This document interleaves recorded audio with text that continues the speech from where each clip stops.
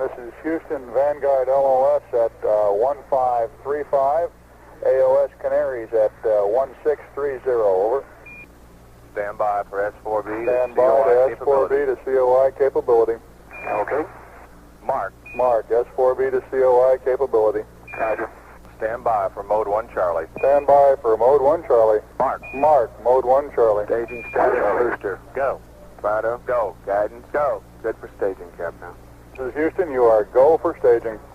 Roger. Thrusters go all engines. Looks good, Captain. 11 Houston, thrusters go all engines, you're looking good.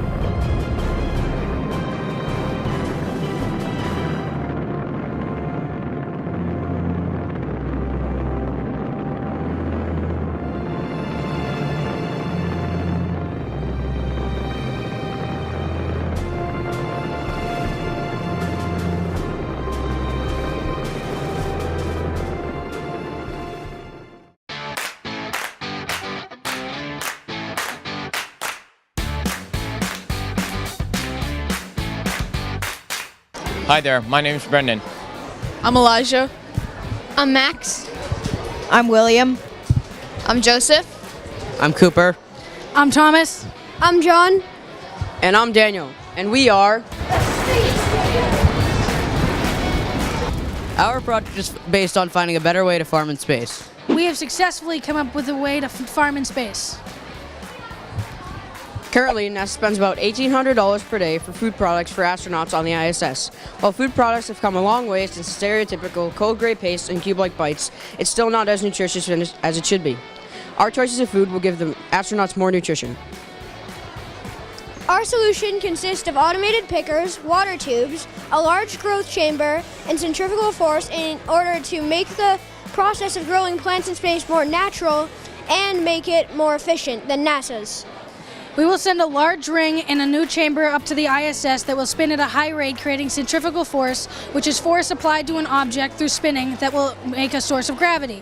From the source of gravity, we will be able to grow plants in a more natural fashion that will be healthier. We will use moisture sensors to tell when to grow the plants, to water the plants, and then we will use automated arms to pick the plants when they're done. One of the cons of our solution is the high upfront costs of manufacturing and shipping our growing ring. The problem here is that we will not see a return in profit immediately from the cost of resources like fuel and rockets. While I may not see this return in profit immediately, it will be very evident over time, which I will now pass on to Joey to tell you how. Some of the benefits of our idea is that the plants will grow faster because they have a sense of oxygen, which helps them grow. The air on the ISS will also remain clean because the plant's going through photosynthesis and creating oxygen, so less money will have to be spent on it. The mental health of the astronauts will also improve because they have something to tend to, and it's basically like bringing something from home. One of the plants we will be growing in space is radishes because radishes only take 20 to 30 days to grow. Also, radishes contain nutritional value because one of its main vitamins is vitamin E. Another vegetable that we are going to grow are potatoes. Potatoes take 70 to 120 days to grow. It also contains vitamins B6. Vitamin B6 helps protect tired blood. It also contains fiber and potassium. Potassium helps you lose sodium. Our growing method is different from NASA's because we plan to have a higher volume of plants and a greater variety of vegetables. Since plants produce oxygen as they grow, a higher volume of plants will make our system self-sufficient in oxygen and in food. Although NASA's method has worked before, ours is more natural and more efficient than theirs. We contacted Molly Mulligan, a trained astronaut for NASA in Cape Canaveral, Florida, who discussed the current operations of space farming on the ISS. We also contacted Ben Axelrod from Bedford, Massachusetts, who discussed the moisture sensors and the possibility of using a robotic arm to pick the plants we grow. We also contacted Lockheed Martin, which discussed the logistics of putting our plan into action. Ready? Perfect. 1, 2, and 3. Thank you. Hi, I'm here at the state robotics competition, and I have some members here of the Burlington Middle School robotics team. So, are you excited to be here today? Yeah, very. Yeah, it's really cool because you don't really experience this all the time. Yeah, really excited. Anything you're looking forward to today in the competition? Probably the project because we've been working hard on it, so. It's probably the award ceremonies to see what awards we might have won. Everything.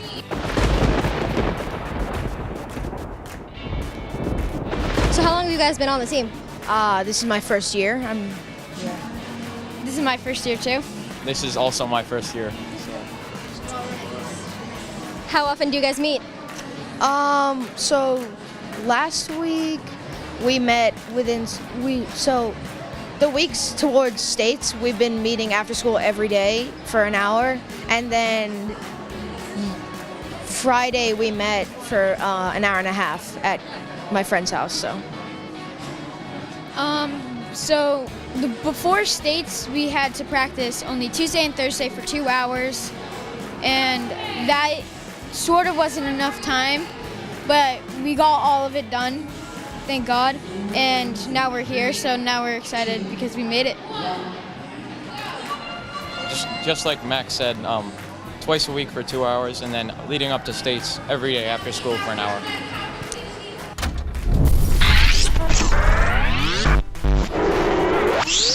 Hi, I'm here with some of the other teams at the robotics competition. Tell me about your project. Hi, we're Team RoboSheen, and this is our project about growing fresh vegetables in space, specifically bean sprouts. So here it is. It's covered in black because bean sprouts grow best in the cover of darkness since it's germinating.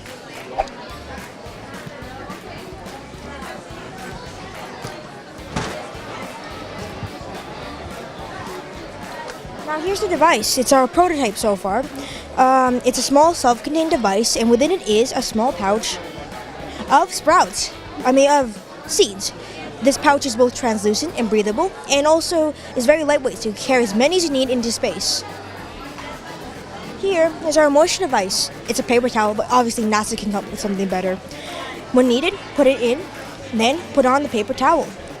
Add a little water, wait 5 to 7 days, and you'll have a fresh batch of fresh vegetables.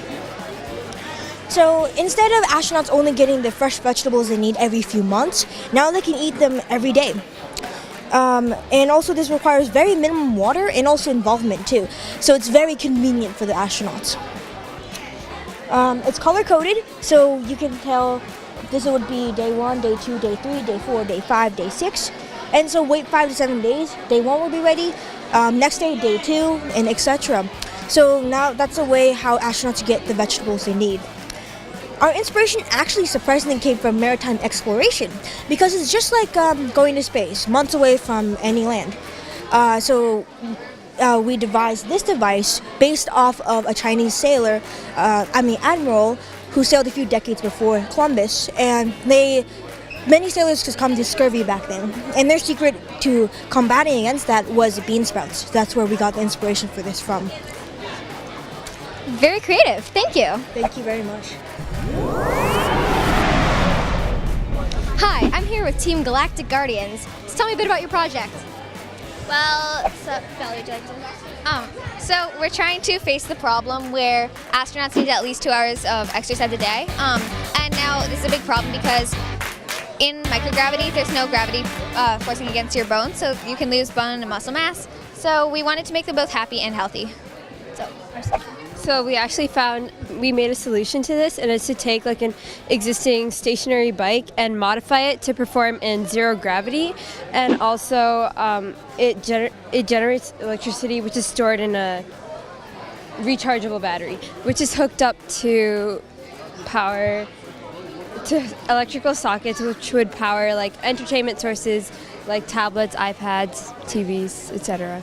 So our solution is a good solution because it fixes two problems at once, keeping astronauts healthy and happy in space, and it motivates astronauts to exercise because usually they are just motivated just for the health issues, and they're looked at as a chore, and they can charge anything that they can make. They have like entertainment purposes, such as phones, tablets, etc. And anyone like to? We also wanted to outreach our ideas, so we shared multiple people. Dr. Paul Innovatic Daviti. We listened to an astronaut talk at the Boston Science Museum, and we also created a website to display our efforts, and now people can actually find it on the internet.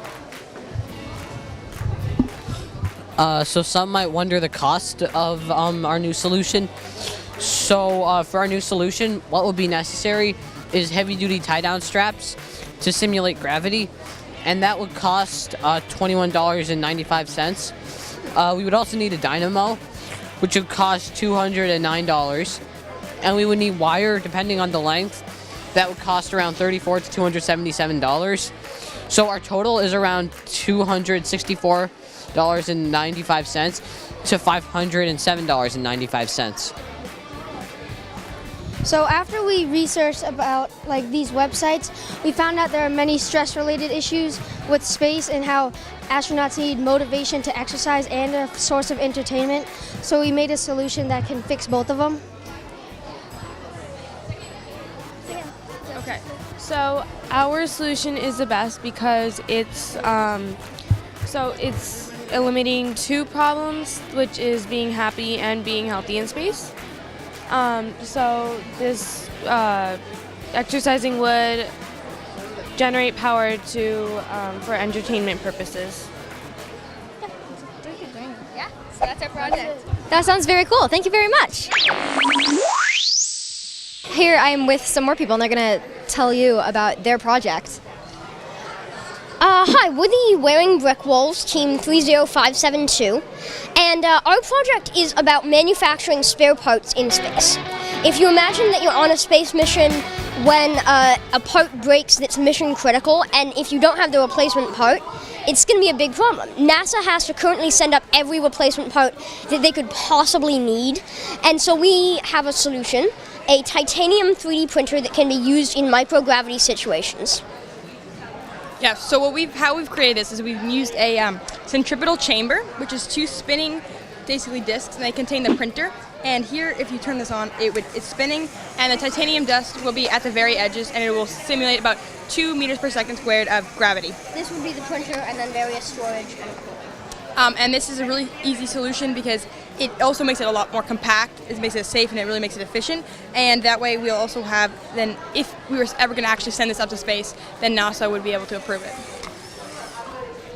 So the current metal 3D printer is the Pro X DMP 320, and it's great. It's a great metal 3D printer, but it's 10,500 pounds, and it's also 93 by 91 by 91 inches. It's way too big for NASA to send up. So if we eliminate the cooling system and just run water or liquid nitrogen through, that'll eliminate stuff. If we replace the argon gas that is being pumped into the atmosphere to prevent the metal titanium from igniting, then that'll eliminate stuff, and we can use nitrogen, which is already used in 80% of the atmosphere of the spacecraft, and all we have to do is make a plumbing system, and then everything will be fine.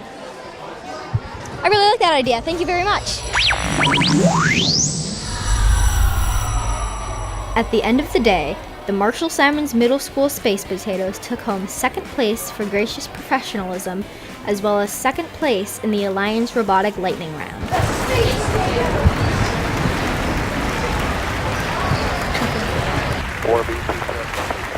LMP bus ties on. Bus ties on. EP proceed. CDR, STC, how do you read me? STC, loud and clear. S2, pre-press complete flight. CDR and LMP, panels 6 and 9, pad count off. Pad count going off. And my pad count going off. Sure has been a nice smooth countdown, Skip. Thank you, Dave. LMP, VHF, increase it a little bit. Well, we can get it. Sure, 3 other guys do too. Thank you very much. Appreciate your good support.